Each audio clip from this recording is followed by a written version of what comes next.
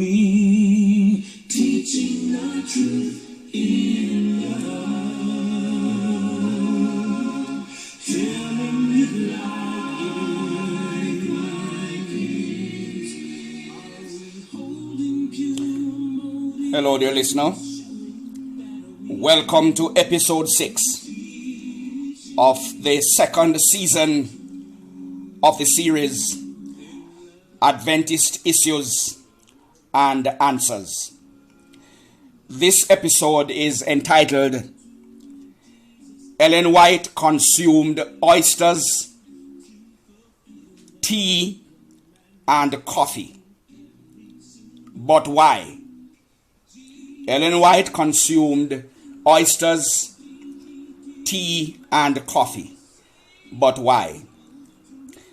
In this episode, it is my intention to bring to the Adventist audience clear object lessons in this very fascinating story, as well as I will be responding to the critics and the opposers of Ellen White, who use these accounts in her life as weapons of attack.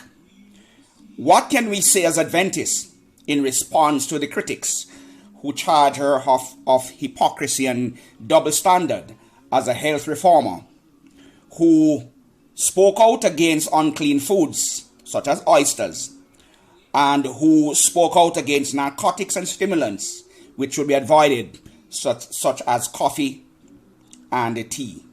What object lessons can there ever be in this story? How can we respond to the critics?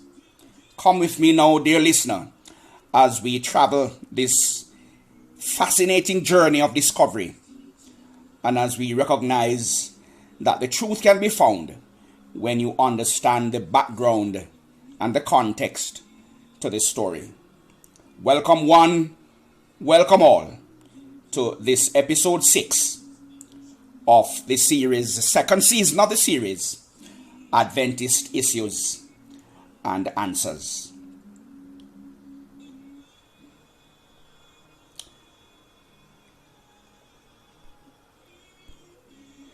My name is Derrick Gillespie. I've been a member of the Seventh-day Adventist Church for over 40 years. It is my intention to speak the truth as much as I understand it, backed with evidence, and leave the rest up to God and to the listening audience to decide for themselves what to do with the information.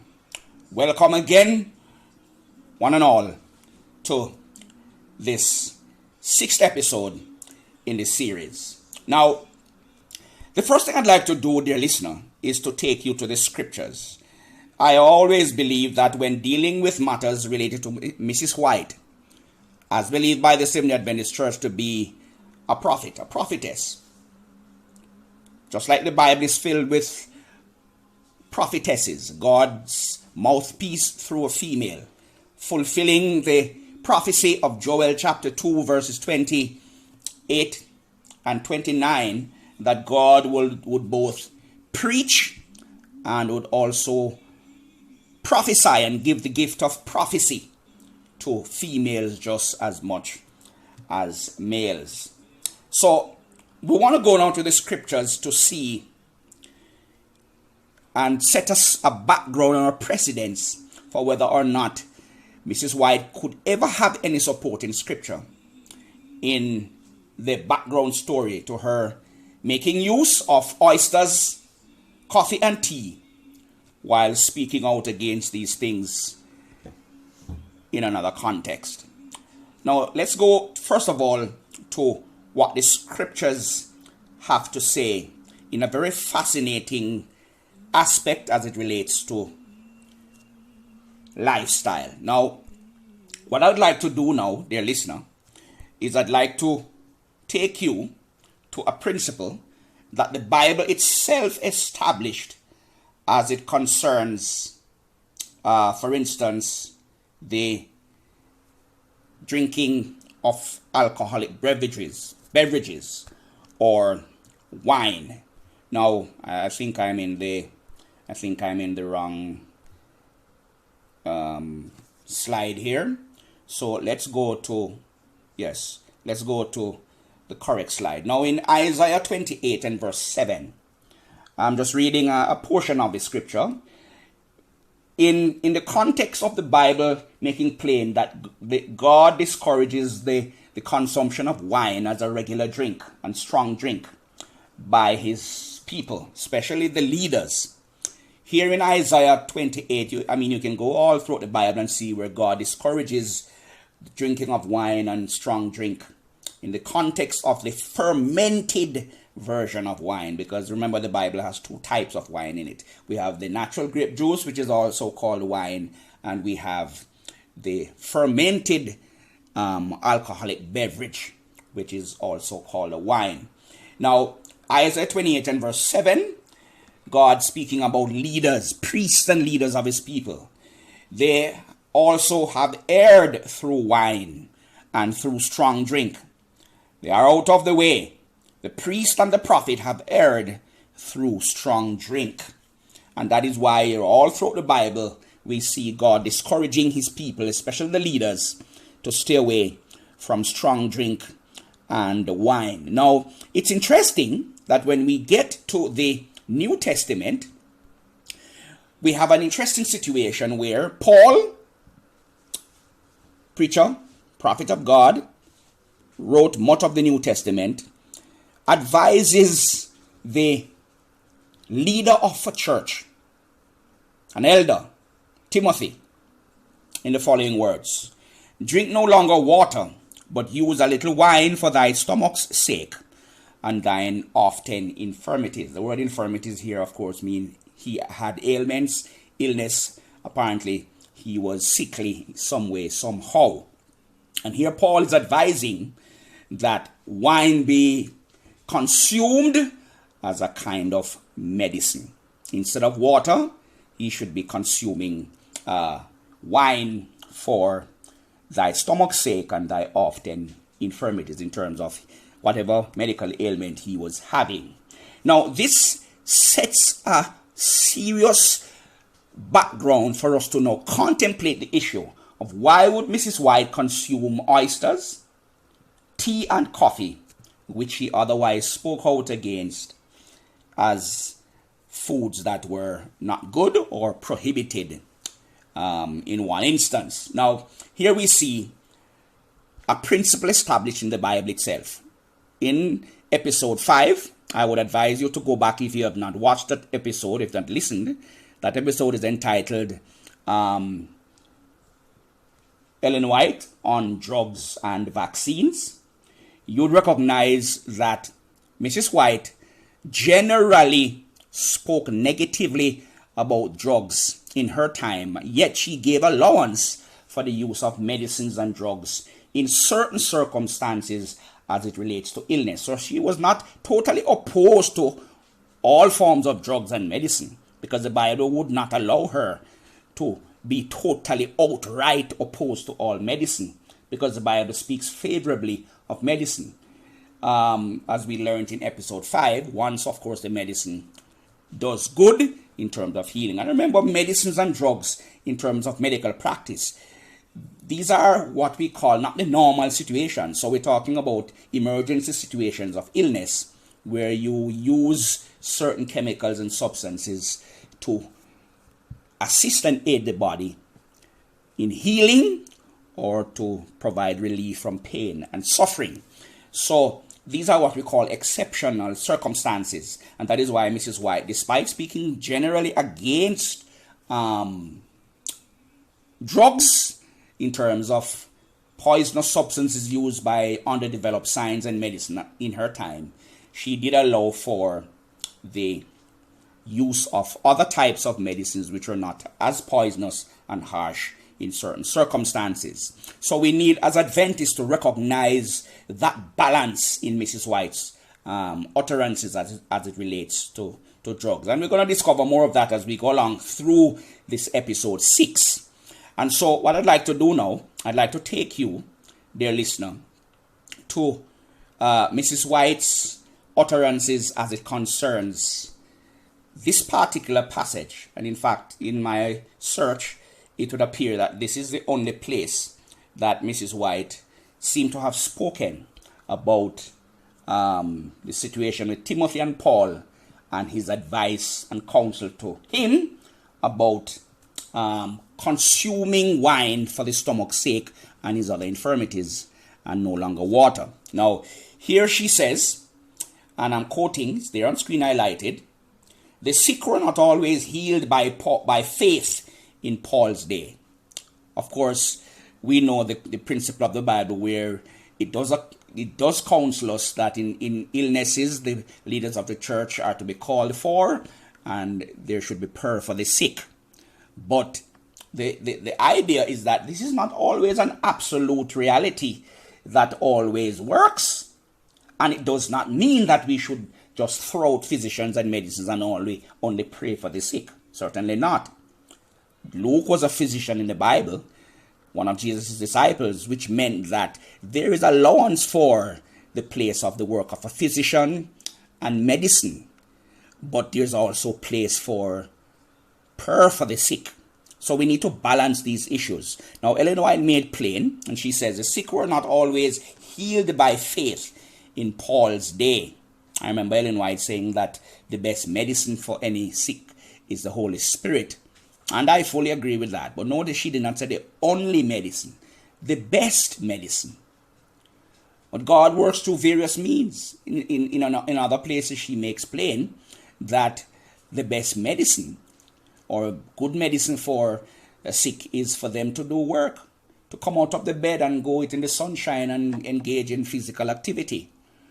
So clearly the Holy Spirit is not the only way that you consider a medicine for the sick, but he's the best medicine. But notice now her clarification that not always are you to consider that only prayer should be the way to address an illness. She continues, the sick were not always healed by faith in Paul's day. He says, 2 Timothy 4 verse 20, Trophimus have I left at Miletum sick. In other words, sickness sometimes is a normal part of life, and not all the time God will heal even after prayer. Again, he says to Timothy in 1 Timothy 5 and verse 23, I'm continuing to quote, drink no longer water, but use a little wine for thy stomach's sake, and thine often infirmities. God could have answered the prayers of his servant Paul and raised up Trophimus and healed Timothy's infirmities, if this had been best. We conclude that God has not designed in any age of the church to manifest his power so far that there should be no sick among Christians. In other words, sometimes despite prayer, the sick is still going to be there, and you will have to apply other approaches, such as, of course, medicine. Now, this established a principle of how Mrs. White was balanced in her thinking.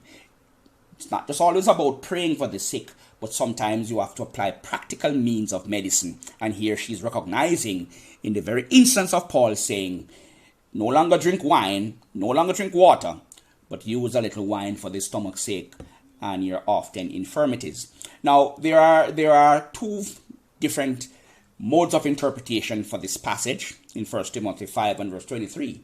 Some believe that Paul was prescribing alcoholic wine for Timothy to be used, while others agree or believe that he was prescribing unfermented grape juice.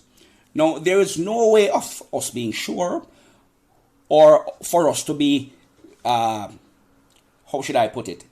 We can't be very settled in our view on this because the evidence is just not there as to which kind of wine Paul was prescribing.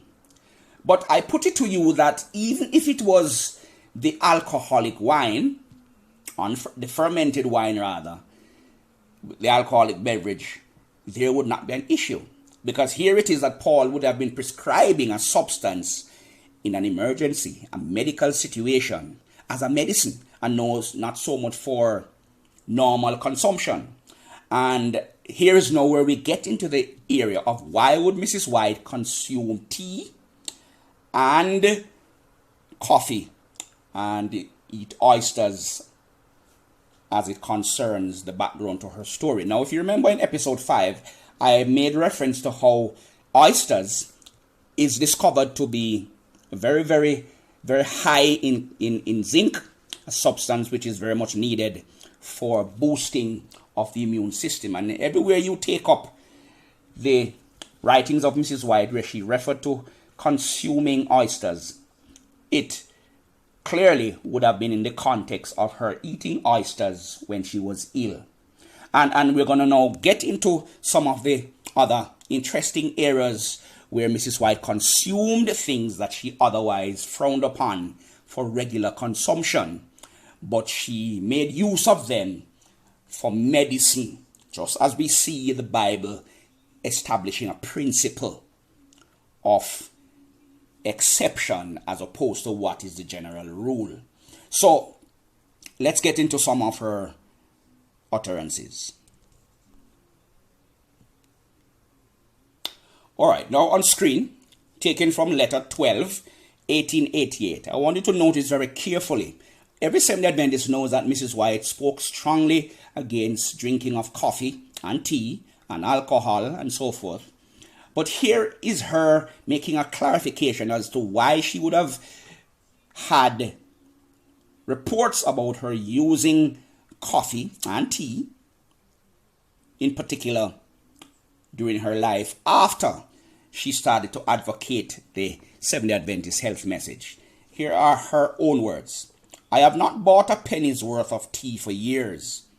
Knowing its influence, and of course she was recognizing it as one of the strong stimulants to the nervous system and to the body, which ended up doing not much good for the body. I would not dare use it except in cases, notice, of severe vomiting when I take it as a medicine.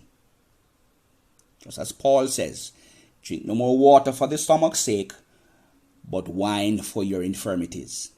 So notice the exception when the substance acts as a medicine in emergency situations. I would not dare use it except in cases of severe vomiting when I take it as a medicine, but not as a beverage. In other words, not as normal consumption as you would regularly eat and drink for the purpose of nutrition and food. Notice, I am not guilty of drinking, she continues to say, any tea except red clover top tea, and if I liked wine, tea, and coffee, I would not use these health-destroying narcotics. For I prize health, and I prize a healthful example in these things. I want to be a pattern of temperance and of good works to others. So clearly, the context here is whenever she used any of these items, it would be in the context of the medicinal properties that they hold. Obviously, there are drawbacks and side effects to consuming these substances on a regular basis, and that is why she advised that you stay away from them. But notice, in the context of an emergency, illness, and the need of medicine, she would make use of them. Let's look at another example. Now, on screen, here we have another example from letter 20 of 1882. Notice, coffee again being used as a medicine. I have not knowingly drunk a cup of genuine coffee for 20 years. Only as I stated during my sickness for a medicine.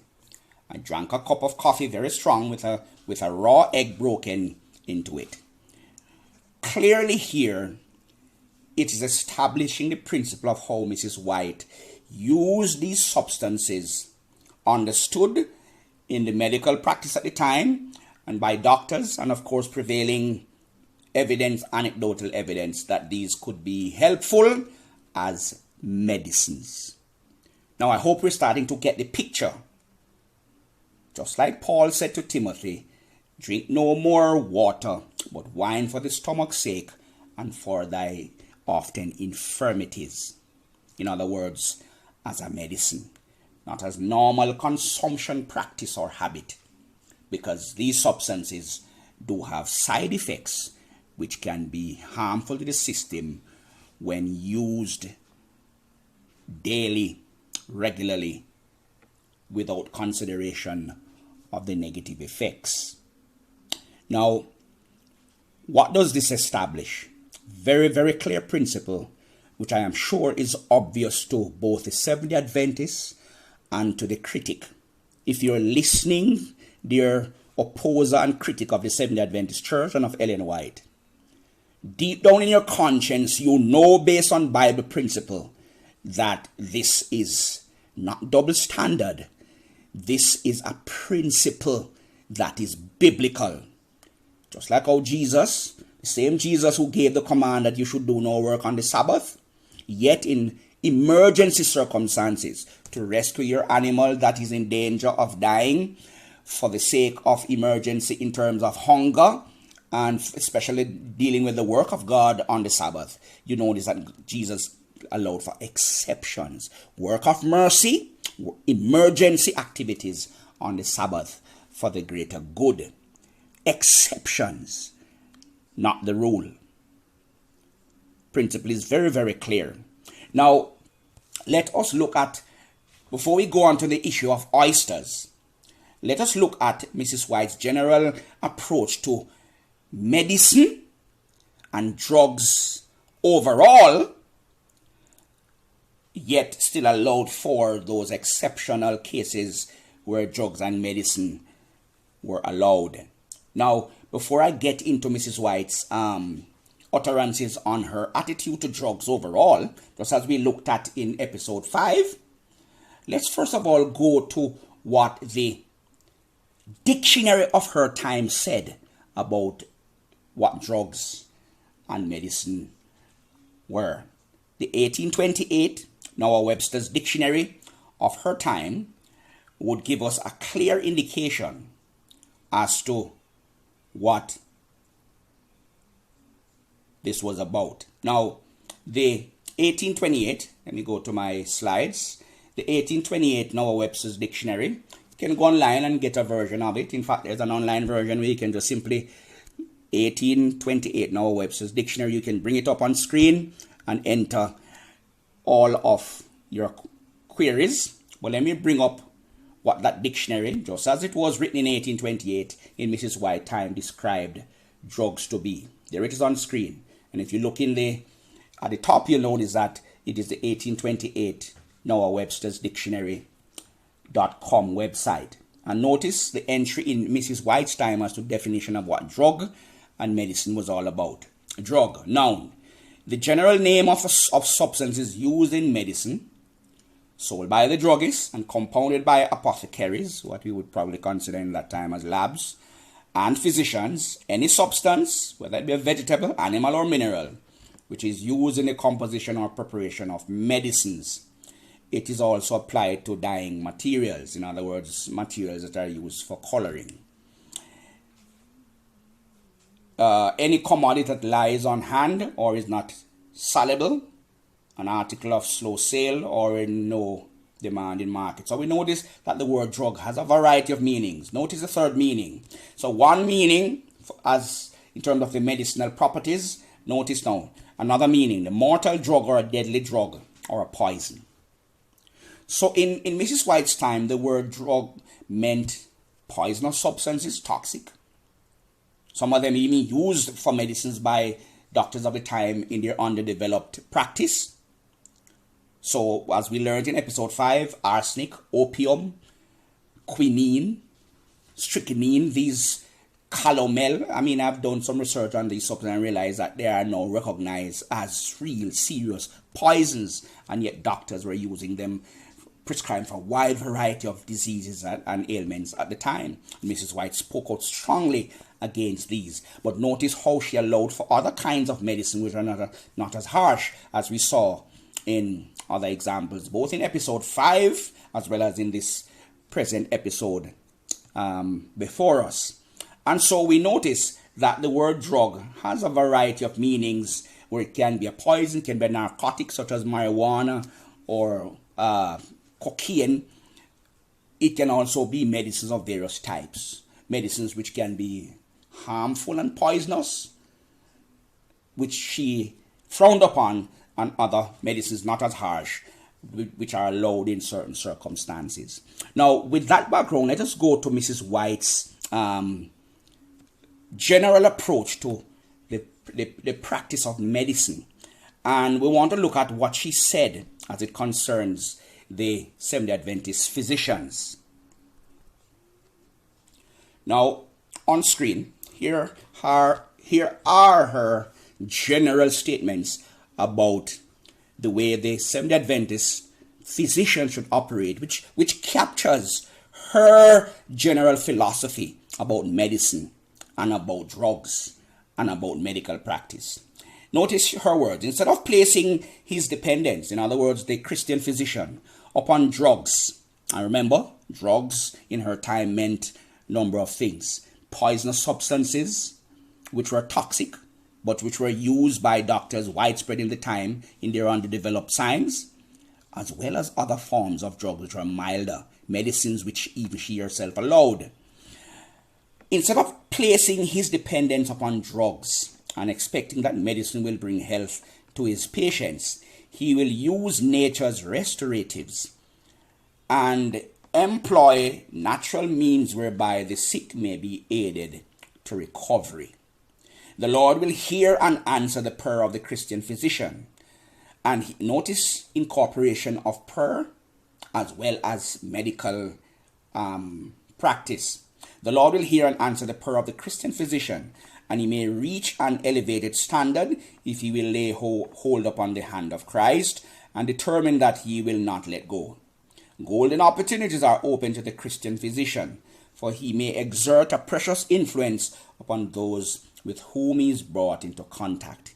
He may guide and mold and fashion the lives of his patients by holding before them heavenly principles. So Mrs. White was generally the kind of the philosophy she held as it regards medicines and medical practice was obviously in the context of the time where much of the science was underdeveloped, as well as much of the drugs being used were toxic. She was opposed to drugs, generally speaking, in that context. While allowing for some drugs, her general principle was use nature's method of healing. More than natural products, water, sunlight, rest, and those kinds of things. And in exceptional circumstances, milder forms of medicines. That was her philosophy, and of course incorporating prayer and principles that are heavenly related. That was her philosophy. But you will notice that when you carefully analyze her statements and compare them, there is no way that you can say that she was throwing out all forms of medicine, medical practice, science, drugs overall. No. So as Adventists, we need to be balanced in the way we approach her writings and her counsels. And in fact, there are many doctors today who recognize the wisdom in this approach. Doctors who are not even Seventh-day Adventists or even Christians, who recognize that it is best to use the kind of approach where you aid the body to heal naturally. You don't use too much drugs with all of the side effects. But, so I want my listeners not to think that I am here knocking those who promote the side of Ellen White's teaching that, we should stay away from drugs as much as possible. It is clear that that was part of her teaching, but also we must recognize the other side where she allowed for certain kinds of drugs and medicines and even certain technology of the time, where we see that she made use of vaccines, the smallpox vaccine in her time. She made use of the chemotherapy instrument to treat a growth on her forehead, and she even allowed for blood transfusions as being helpful. And so this is the kind of balance that Adventists must recognize in the ministry and counsels of Ellen White. The critics as well. If you're honest, deep down you'll recognize that what I'm saying has some merit in it.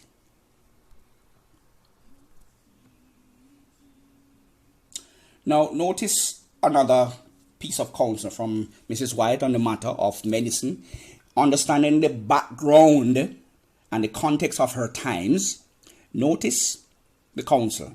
The use of drugs has resulted in far more harm than good. Remember, drugs in the context of harsh poisonous substances being used in her time, as opposed to milder forms of medicine. The use of drugs has resulted in far more harm than good, and should our physicians who claim to believe the truth almost entirely dispense, notice, almost entirely, not entirely, with medicine, and faithfully practice along the lines of the principles of hygiene, using nature's remedies, far greater success would attend their efforts. So in the context of Mrs. White's time, where what were considered drugs were harsh poisons, arsenic, quinine, strychnine, opium, calomel, as opposed to milder forms of drugs, where she even she herself allowed for them, such as drinking tea and coffee to relieve stomach ailments, where she allowed for drinking of hot drinks for treatment of chest ailments. She would otherwise discourage drinking too much of a hot tea and hot beverages regularly, which can damage the throat and the stomach and so forth. But as medicines, she allowed for hot drinks. So you'll notice that she did not throw out entirely drugs and medicine. But in the context of her time, and in fact in the context of any time at all, we're considering that many drugs have serious side effects, it is best if you can use this approach. So notice, the use of drugs has resulted in far more harm than good, and should our physicians who claim to believe the truth almost entirely dispense with medicine, notice, almost entirely, which therefore allows for those that are not as harsh and dangerous and can do some good, and faithfully practice along the lines of the principles of hygiene, using nature's remedies, far greater success would attend their efforts. This is very, very reasonable, dear listener. Seventh-day Adventist, critics, opposers alike. What can I say? The evidence speaks for itself. And so now I'm going to take a look as we wrap up on the matter of why would Mrs. White eat oysters.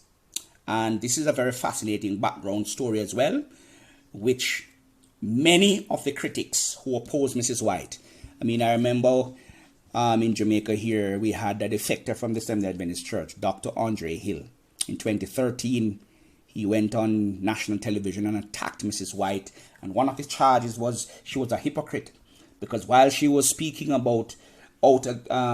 against eating meat and unclean foods, she herself was consuming oysters and duck and herring. And what's the background?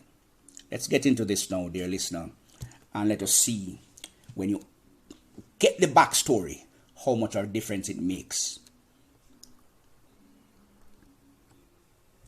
Now, in episode 5, I introduced you to the Ellen White Encyclopedia, which I recommend to every Seventh-day Adventist, as well as the critics and opposers of Ellen White, who would have a better understanding of the background issues related to many of the or connected to many of the counsels and utterances and writings of Mrs. White. And as I open this very thick, detailed document as it relates to the background issues related to Mrs. White, I must say how fascinated I was to discover that on the issue of eating unclean foods, everybody knows that Seventh-day Adventists we teach the principle of what God established from long before the Jew, that there are clean and unclean animals, clean and unclean foods, a principle that was there long before the Jews came around. When we see the story of Noah, for instance, in Genesis chapter 7, we can see that. Now, I have loaded on screen. So while that is loading, I think I'm having some issues here with the document.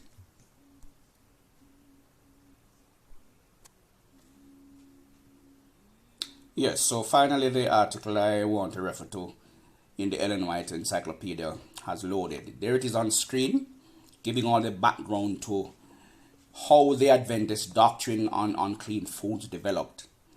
And as I was saying, so everybody knows that Seventh-day Adventists teach the Bible principle that was there long before the Jews, that there is a distinction between clean and unclean animals, clean and unclean foods.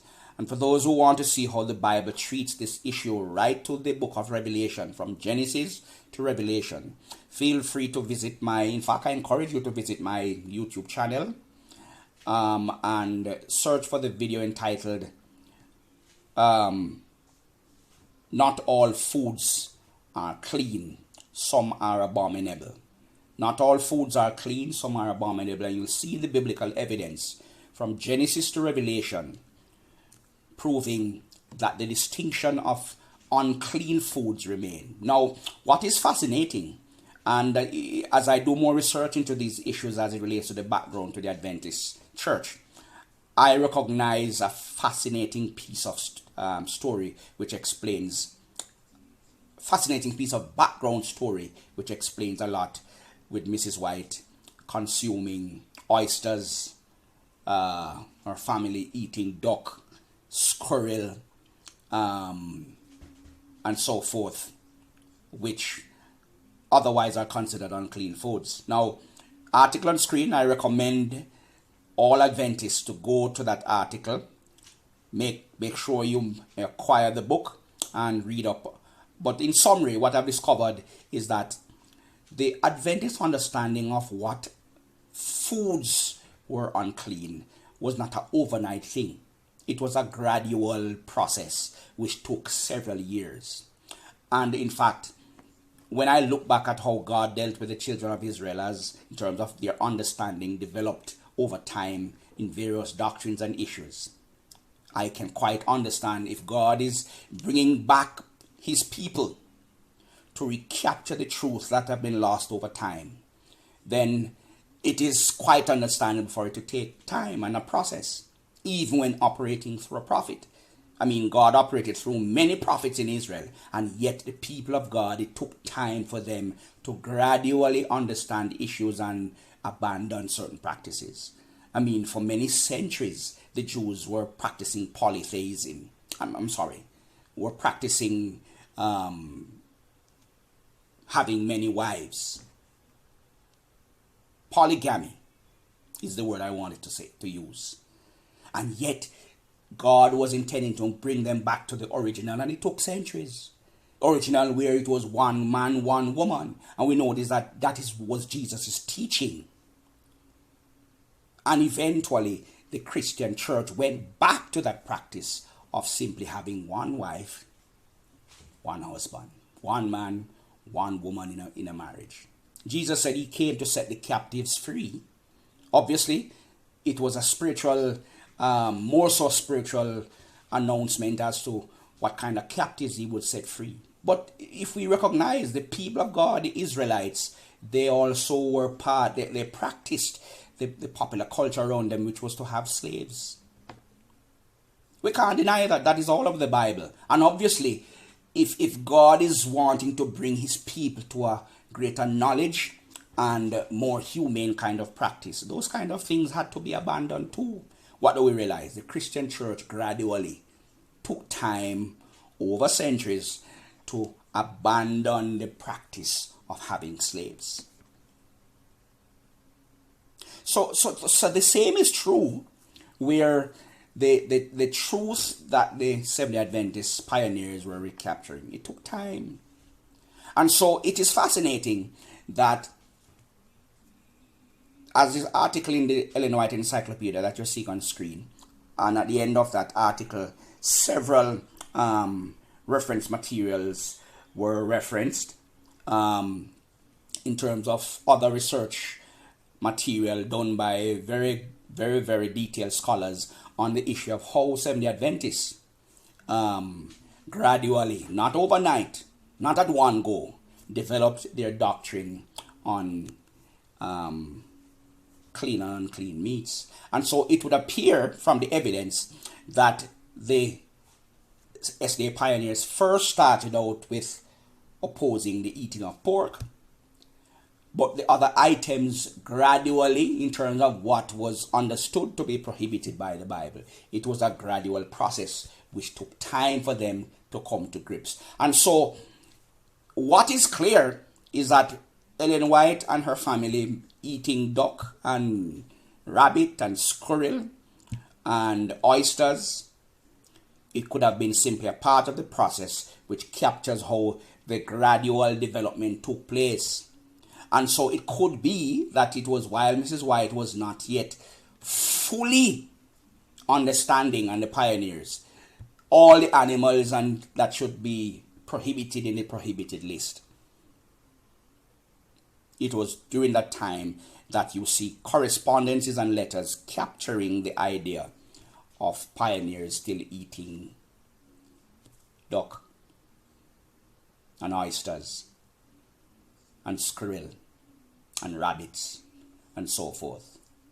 But what we noticed that as time developed, they became more settled and clear on their pronouncements. Eventually, all these unclean foods finally were dropped out based on God's principles that we see recorded in Deuteronomy chapter 14, Leviticus chapter 11.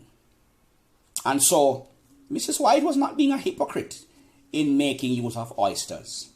It simply reflected two things. One, the prevailing idea of the time by doctors that oysters were very good for boosting the health. And when we now understand the principle of zinc being a very, very critical mineral in boosting the immune system, and we discover that oysters has the highest concentration of zinc than any other substance in terms of animal and plant source, we can quite understand why Mrs. White would have made use of oysters, as the records show, while she was ill as a broth. It could also be a reflection of the gradual development where over time they discovered that oysters would have been part of the unclean foods that needed to be abandoned as well, which took time. And so, dear listener, with all of these background considerations, where God's own people, the Jews themselves, took hundreds of years and centuries to come to grips with certain truth. The disciples took years before, and in fact, even upon Jesus' death, they never understood what he kept telling them, that the Messiah would die.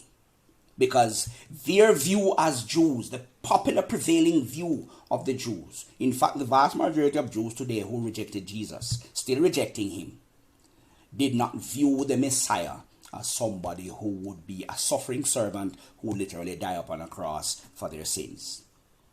Even the disciples themselves, it took time, those closest to Jesus, for them to understand that. And even after Jesus died, it was a shock to them. And so even the resurrection, which was predicted by Isaiah 53, it was not part of their understanding. Until it happened, they then were able to look back at what Jesus kept telling them, that he would die and in 3 days' time he would rise. The path of the just is like a shining light. It's a gradual march from lesser understanding to greater understanding. And if that happened with the Jews, and that happened with the Christians, the Apostolic Church, and if that happened with Jesus' disciples, it is somebody who is very unreasonable who would expect that the Adventist Church would just suddenly overnight understand everything, and it would not also be a gradual process as well. And so, dear listener, with these things being borne in mind, we can now better understand the issues when we understand the background. Ellen White ate oysters, drank tea, drank coffee. Now we understand why. when we better understand the background so that we can be fair to her as well as to the pioneers. As for the critics, they can rant and rave all they want, but the answers in defense of her ministry, the answers in defense of the pioneers are available if we simply take the time to look, if we simply take the time to dig, if we simply take the time to recognize that everything has a background, has a context, has an explanation. My dear listener, thank you for the time spent. Thank you for listening. Now in episode 7, the final episode of this series, or this second season, episode 7, I will be dealing with how do we defend Mrs. White's ministry against the critics. In all the various charges, plagiarism, nonsense teaching and doctrines that contradict the Bible, and all of the charges, how can we defend her against such a widespread and it's almost like an avalanche of attacks against her and the Adventist Church? Join me in episode 7 when we will bring this series to a conclusion by looking at how can the ministry of Mrs. White be defended against all of the charges of the D.M. Conwrights, the Dirk Andersons, the Dr. Andre Hill, the Elsie Thunder Lauristons of the world. How can Mrs. White's ministry stand against all of that opposition? What defense does she have against all the charges are so numerous that it would take years to ventilate all of them. How can we defend her ministry? Join me in episode 7 for the conclusion of the series. Thank you for listening. God bless.